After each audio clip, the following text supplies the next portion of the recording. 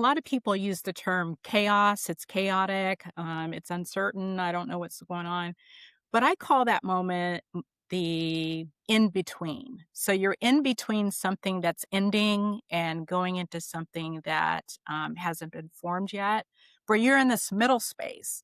And a lot of people can be ruminating in that space about what their next step is going to be or having self doubt. And so this framework I've developed walks people through how to basically listen, evaluate, name the decision that they need to make, and select their path forward. Welcome to Reward, the podcast of The Trust. We are the show specifically for women entrepreneurs who want to build businesses into the multi-million-dollar revenues and beyond, but especially because we know the reward is much greater than that. I'm Allie Brown, and I'm excited to introduce you to these diverse female leaders from a variety of industries, women making huge impact and who are unwilling to settle for the status quo. On the web, visit jointhetrust.org to learn more about our modern community for forward-thinking 7- and 8-figure women entrepreneurs. That's jointhetrust.org. See you there. Now, get ready to enjoy this episode's powerful conversation. Good morning, Michelle. How are you? I am fantastic, Allie. How are you doing? I am so I'm excited about our good. conversation today. I know, and I'm excited we could finally talk. So for those of you who need, we had to reschedule due to my neighbor jackhammering, and he's so sweet, but he felt so bad that day. He's like, I didn't know they were going to be doing that, so I had to move Oh, a few no shows. worries. It So happens. it's Life so great, happens. so great to finally connect. I know I'm missing my last house. I Yes. had all this land around me, and I'm in a tight quarters here. But I'm excited to finally make this happen because it's interesting. When I got to know you, I think it was last summer, right? Is when we first talked. Yes. Yes. Um, Mm-hmm. and the more we talked, it's interesting. I think you're the kind of person that you think you know, and then you'll have another conversation. There's another layer, and then another layer, and another Mm-hmm. story, and another chapter. And so this will be one of those great interviews where I'd really love to kind of, stack like the evolution of Michelle Jones. And that's also the great thing of this, being in this season of our life is we've done so many things that people can learn from and listen to. So how far back do you want to go? Well, I can talk a lot. So, but I think I will lay some foundation of just how I got started in just doing my business because I think that was a defining moment for me. And a couple, I will take you back to my initial dream was to be a civil rights attorney, go clerk at for one of the civil rights attorneys in DC. I loved the energy of DC.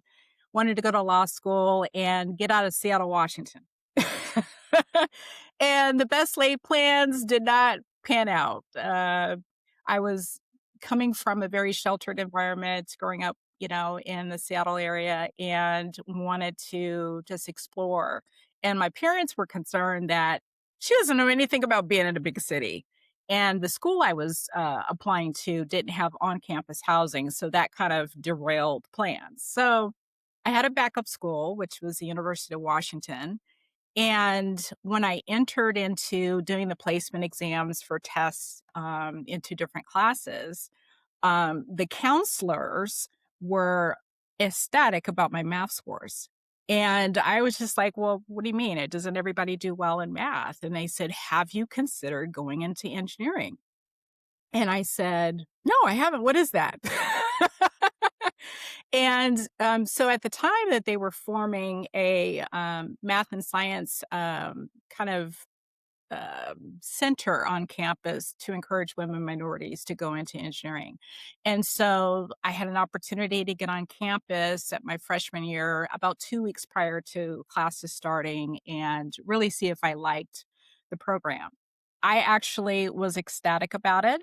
And they had Mm. a group called the National Society of Black Engineers came. And of course, there were all these good looking guys. So I'm like, yeah, this sounds good. Oh, yeah. Probably, yeah, that's, why not?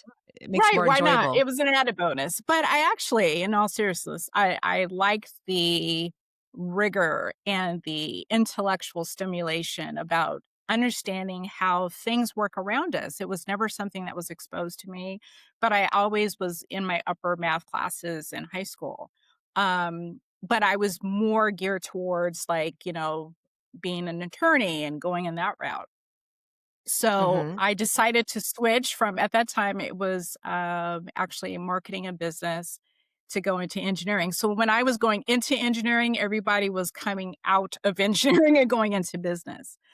Mm. So, because I didn't have the prep courses, I didn't take all of the science and the chemistry, in high school, so it was tough. We had to do a two-phase application process. You applied to the University of Washington, and then you apply directly into your program. Mm. So I had to do about 3 years of pre-engineering, and I got to the point where I was like, I don't know, am I going to get admitted into my department? And at the Wow. time, I did join the National Society of Black Engineers, was a very hyper, high energy student.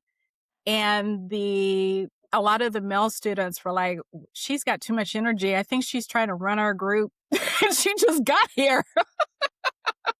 And actually they were not too far off because I would think probably about a year in, they identified me and really gave me the mentorship and the support to really blossom into a Mm. leader in the organization, which really helped me um, really express my full self. So you talk about the evolution of Michelle Jones. That was the time that I really saw the leadership ability coming out and having support of a lot of upperclassmen that were able to see something in me that I hadn't necessarily um, had articulated to me by other people before. Yeah. Were your parents So surprised?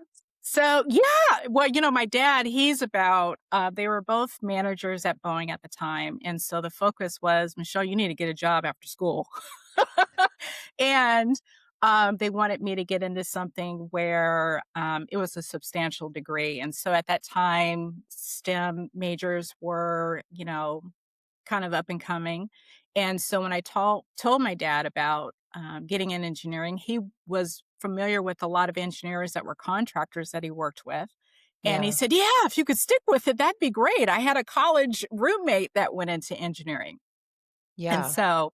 so he was really a fundamental, support in terms of making sure that, when the books were really kicking me in the behind, he would always give me encouragement. So, Yeah. parents were very supportive. And my mom, she's a trailblazer in her own right. So she started, actually a stay-at-home mom. They were both music majors, and she stayed at home with us early in our formative years, and then got into the career field very later in her life. I was, maybe what, late 30s, or early 20s.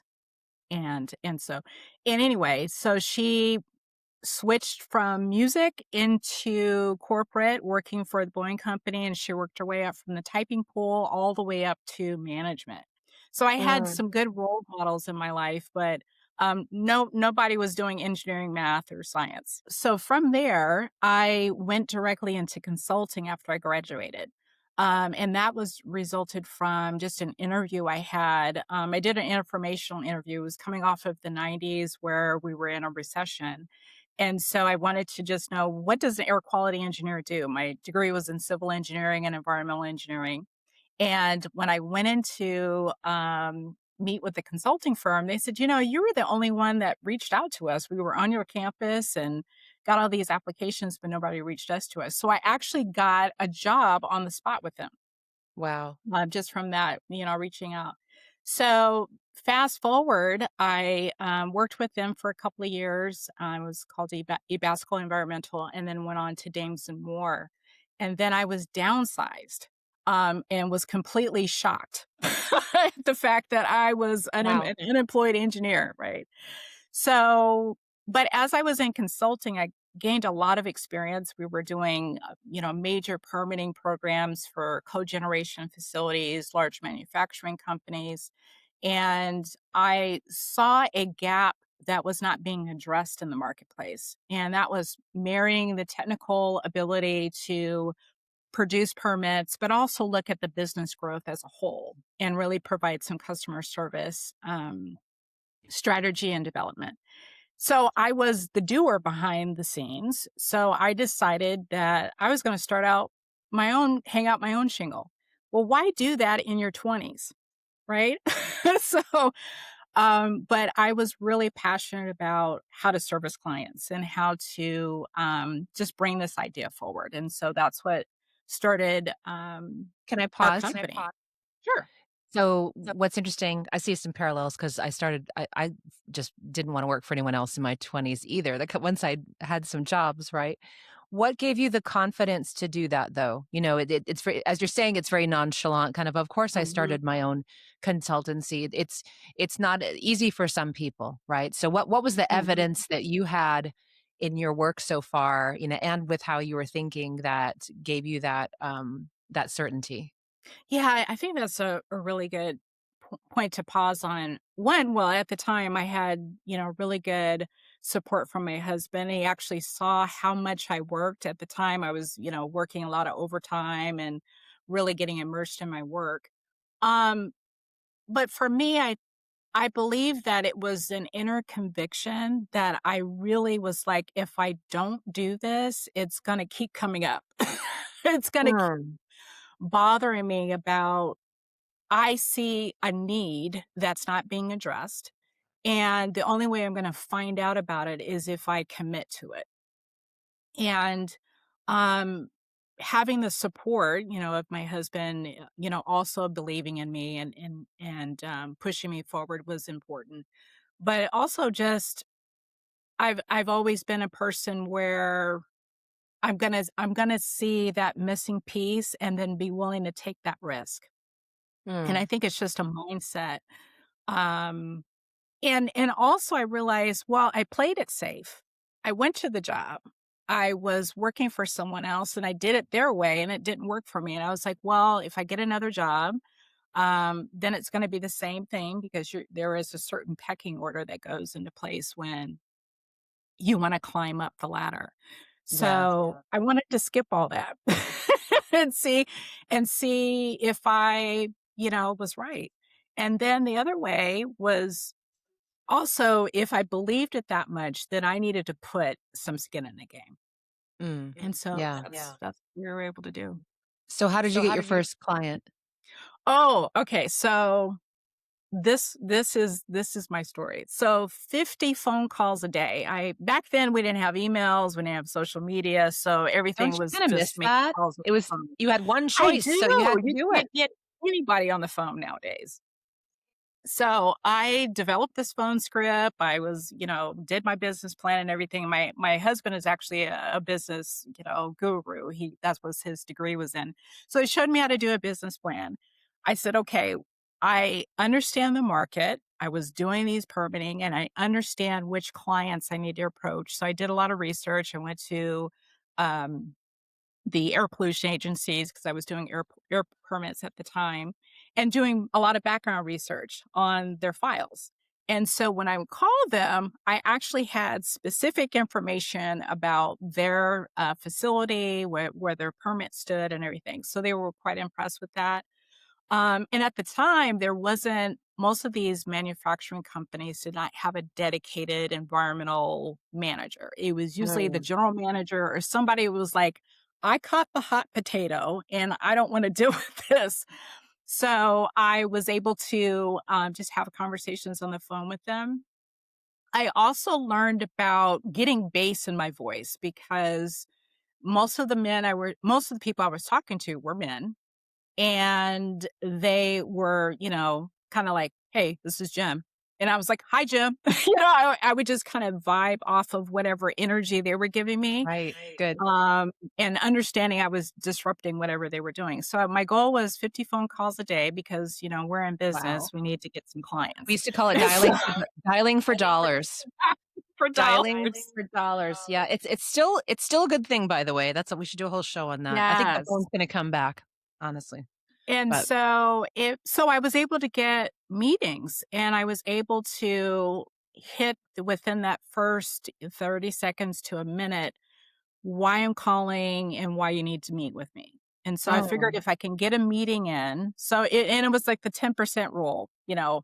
So if I made 50 phone calls a day, 10% of that, maybe they would get me in for a meeting, and then maybe one of those would turn into a client. So I had a list of 400 people, and Wow. that's how we were going to do it. So it took me maybe 3 months after I was laid off to get my first client. Yep. I have to tell you this if I can share. So I Yeah. walk into this paper coating facility. And so, I'm looking young. I go in, but he remembers our conversation. So he's interested. We walk around the plant. And I said, well, I actually think I can get you out of this permitting program. So I think he was like locked into that, concept. So we're walking around the facility. I'm talking technical. I'm saying yes. And if you ever have expansion, or if you want to add another paper coating line, that's just going to give you a lot of room to expand. So he's loving everything I'm saying. So I'm thinking, I've got this. I've got this. This might be my first client. We're walking up to his office and we get to sitting at his desk and he looks at me and he goes, you look kind of young. Why should I hire you? And so I was like, in that split second, I had to make a decision. I had to go, okay, do I get defensive? Do I, crumble and say, yes, I do, and stumble about this? Or, what do I say? So my response was, so if I was working for the company that I just got laid off from, my boss would be sitting here and you would be talking to her and she would tell you the same thing I just told you. And then she would go back to the office and give me the work to do. So I said, why don't we just cut out the middleman and you can work with me directly? And he Mm. looks at me and he goes, oh, okay. And that was it. You know what I So love? You took he asked about age, you took it out of the equation. It's like an engineer. exactly. You engineered it out of the I conversation. engineered it out of the You did, you conversation. came I back sure with, like, a whole other because it wasn't really about the age, was it, right? It was you got to the underlying issue is he's like, "I'm gonna give this work to her." Is like, is she capable, right? Is yes, she because it's like capable? you talk, and the thing is it's like you're talking good, like can you deliver? And Mhm. and typically in engineering consulting, folks have, 15, 20 years under their belt. It's a relationship business. We're dealing with, pretty high stakes decision making, and so you're looking across the desk. I had to put myself in his shoes and say, even though she talks a good game, can she really deliver? Does she have the skill set? And it wasn't like based on what I look like or anything like that. It just came out that way, but he had to read beneath the surface. And so Yeah. Yeah. that client launched me. He actually sent me to his competitor who was had multiple paper coating of lines at their facility. So it was a referral off of that. I actually did they actually were expanding. So I actually handled the project management and procurement of bringing the whole engineering team and all the construction people over. Wow. So it turned out to be a really lucrative opportunity, Yeah. I and love it that. launched our firm, yeah. Yeah. So over the years, you've I've been was reading and I knew this before, but then reading your bio again, I'm just like, all the awards you've won and then, the Black Enterprise Woman of Power, Forbes Small Business, all these things. Um, you know, did you feel at any time like, wow, this is unexpected, or did you kind of know that you were going to create something really amazing? I didn't know, and actually, I wasn't focused on, the accolades part, and I think most people aren't, but I think it's just the ability to take a vision that's in your head and be able to see it come in fruition. It's very gratifying that other people recognize and notice that. That is rewarding because this was a lot of hard work. This was a lot of Yeah. hard work. We started in Seattle, and expanded to Southern California. So to really get that kind of national prominence and recognition it is rewarding because when other people in your industry and just in the business world acknowledge your acumen for growing something from basically just merely a concept, it is very rewarding. So let's talk Mhm, about what you're working on today, because I know that, you're doing several things. You've got the business still going and your clients mhm. going. You've also been very interested in mentoring and working with other, leaders and also young leaders. There's a few things going on and I've had the honor of getting to know you more and what's going on behind the scenes, but I'll let you share what you are comfortable sharing today of everything you're cooking up right now. Yeah, so this is really good because I'll tell the origin story because Allie, you and your group, the trust, have really helped um come into the evolution of my next phase. And so initially when I was looking to, join a group, I need thought containers. And so the trust was a place where I thought, oh, this sounds, really interesting. I need to come somewhere and have some people that really understand business and have been performing at a high performing level such as myself and really help me reimagine. Do I write a book? Is this a program? What is this? Because I will say after having 30 years of experience in consulting and also male dominated fields, there's a lot of IP that I've developed, right? And so since I have a focus of wanting to serve and give back to others, I wanted to figure out what does that look like? So I thought it was initially a book. So when I came to the trust, Right. that's what I thought it was going to be. And so what morphed out of that was when we do our hot seats and when we listen to the other ladies really talk about their ideas and where they are in business and some things that they're, trying to overcome in their business I realized that I had this ability to be able to listen to a lot of different competing dynamics happening when someone was presenting. And I had an actual framework that I was like applying as I was, giving my particular take on their situation. And so I've developed a framework and it's called the lens effect. And the lens effect is really a decision making tool that allows people to lead their teams, lead their companies, and even personally go through transitions when things are all uncertain and up in the air. And a lot of people use the term chaos. It's chaotic. It's uncertain. I don't know what's going on but I call that moment the in between. So you're in between something that's ending and going into something that hasn't been formed yet, where you're in this middle space. And a lot of people can be ruminating in that space about um, what their next step is going to be or having self doubt. And so this framework I've developed walks people through how to basically listen, evaluate, name the decision that they need to make, and select their path forward. And Mm. so we're excited. Our team is looking at developing a podcast around this. We're going to have an actual, what we call decision audit of various situations that walk people through. And I think this is the time because a lot of people right now are going through a lot of change whether you're a young person coming out of college and trying to find a career path, perhaps the degree that you went into, there's no job for it anymore. Also, the impact of AI is has some benefits. Some companies are incorporating that into their workflows, and that's eliminating some jobs and making them more efficient. But for people entering the workforce or that are already in the workforce, it might limit their opportunities for career growth.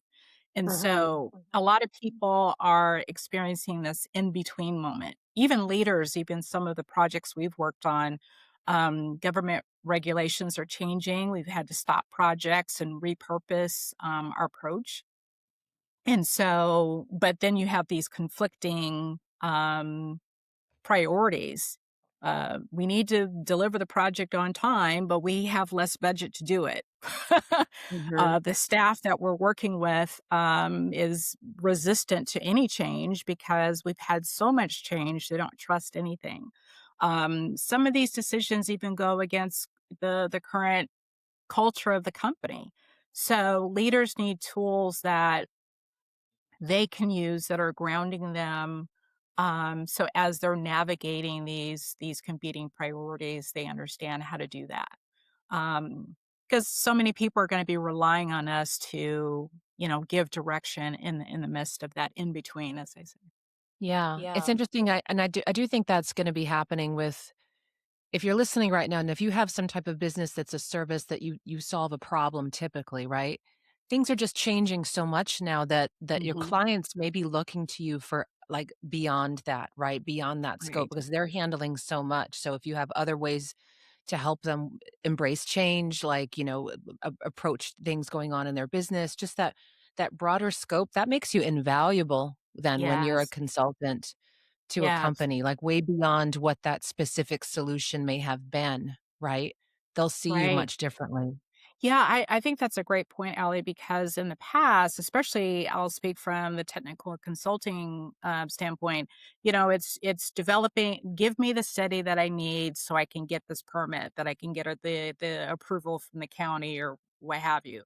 Now it's looking at the business itself, its growth, how we're gonna move through, constant changing regulations. You can't just look at that moment. You have to look at, maybe down the line and developing a broader, scope because that can impact your business, Mhm, and how it moves through those situations, so.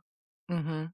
So, what would be your advice to the woman who is, you know, going out on her own in a business, maybe in your field or adjacent to your field or your space right Mhm. now? What are some thoughts that you would wanna pass on?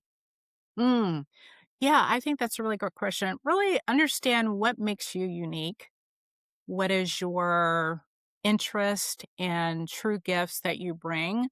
Really see yourself, even if you're working for someone, really see yourself as your own entrepreneurial within that company, that you're really bringing some value to that situation. Maybe you have a unique perspective. Maybe you have a specific talent, really get an understanding of the industry that you're going into and seeing what gaps are not being met and not being afraid to use your voice, to start expressing some of those things. So maybe it's through just uh, certain relationships that you currently have with a mentor or with people that are already out there in the industry and reaching out and saying, "Hey, I like that article that you wrote," or "I saw you at a Mhm. conference," or, now you have LinkedIn. So there's a lot of people that are on there that you can reach out to just have a conversation. Yeah. I think there's the human connection piece. I know people are talking about AI now, but we still need to talk about we're still humans. We still need that interaction and being able to be seen by other people. So I think if someone is willing to reach out and have that dialogue and in a commonality of what they're seeing in their industry and sharing that interest, I think that's really important. Yeah. I love that. And what is the reward in all of this for you, Michelle? Oh, so, family is very important to me. I have 2 young men now. They're both college graduates, and they were able to see their mama bear, grow a business. And they see the history. They're my living history. And so they've actually been able to see a woman in a powerful position, but also still, a part of a family unit and they understand entrepreneurship. It's not easy. They've seen us go through, government shutdowns and great recessions, and also riding high as well in terms of just, delivering projects that they actually see in their physical environment. So it's given them a broader perspective about working with another gender, outside of, just a male gender, role reversals. They have a broader perspective of what's possible. Yeah, I love that. And your Yeah. husband seems like he's been incredibly supportive your whole marriage. He's 30 years of marriage. And so we got married and started the business a little bit after we got married. So it's nice to have a partner that you've grown something with and you can look back and say, wow, we did that. So Yeah. that's been really, really I just wanna nice. note that because it's rare to see these days, and just, seeing a couple that evolves together and grows together is really aspirational, and, I Thank you just so think it's much. Yes. wonderful. Yeah. Yeah. Well, Michelle, thank you so much for this today. We're excited to keep up with you. Tell everyone listening where they could follow you or learn more about your companies. So, my website is intechnorthwest.com. That is our environmental and technical consulting. And then the lenseffect.com will be coming soon. And so that's where you can hear about our decision making framework. I'm also on LinkedIn, under Michelle Jones at Intech Consulting Group. Okay, great. We'll keep our eyes on everything you're doing, and I hope I get the chance to see you again later this year sometime. Great. Thanks so much, Great. Allie. Thanks. I hope you enjoyed that conversation as much as I did. Subscribe now to the Reward Podcast to be sure to not miss an episode. And don't forget to visit jointhetrust.org to learn more about our modern community for forward-thinking 7- and 8-figure women entrepreneurs. You can learn more, apply to join us, or refer another woman you know who is over the $1 million mark and is ready for a different type of women's network. We have events coming up both live and online that are truly creating new possibilities for female leaders. That's jointhetrust.org. See you there.